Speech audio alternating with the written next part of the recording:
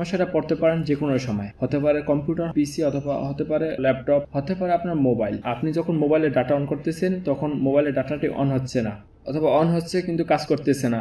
আপনার ইন্টারনেট যদি কাজ না করে, আপনার এমবি আছে কিন্তু আপনার ইন্টারনেটটি কাজ করতেছে না। সাপোজ আজকে আপনি ইন্টারনেট কিনছেন অথবা গতকাল আপনি ইন্টারনেট কিনছেন, কিন্তু আপনার ইন্টারনেট থাকা সত্ত্বেও আপনার ইন্টারনেটটি কাজ করতেছে না, তখন আপনি এই সমস্যাটির সমাধান কিভাবে করবেন সেটি এই ভিডিওতে আপনারা জানতে পারবেন। আপনি যখন কোনো ব্রাউজার ওপেন করতেছেন তখন এভাবে লোগো চলে আসছে।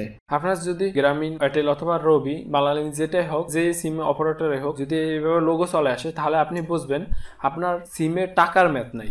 আপনার টাকা এখানে কাটবে না, বাট আপনার টাকার ম্যাথ অবশ্যই থাকতে হবে। আপনি 10 টাকা অথবা 20 টাকা যে কটা হোক আপনি যদি লোড করে টাকার ম্যাথটি বাড়ায় নেন তাহলে দেখবেন আপনার ইন্টারনেটটি কাজ করা শুরু করে দিচ্ছে। তো আমি এখানে আমার এই সিমটিতে যেটা মডেমে কানেক্ট করা আছে, যে সিমে ইন্টারনেট কিনেছি সেই সিমে টাকা রিচার্জ করব। টাকা রিচার্জ করলে কিন্তু দেখবেন সমস্যাটি সমাধান হয়ে গেছে। দেখুন আমি টাকা রিচার্জ করছি এবং এখন যদি আমি আমার পেজটি যদি রিফ্রেশ মারি তাহলে দেখবেন কাজ করা শুরু করে দিছে। তো আমি কিন্তু একটা ওয়েবসাইটে চলে গেছি, এখানে কিন্তু কাজটা করতেছে।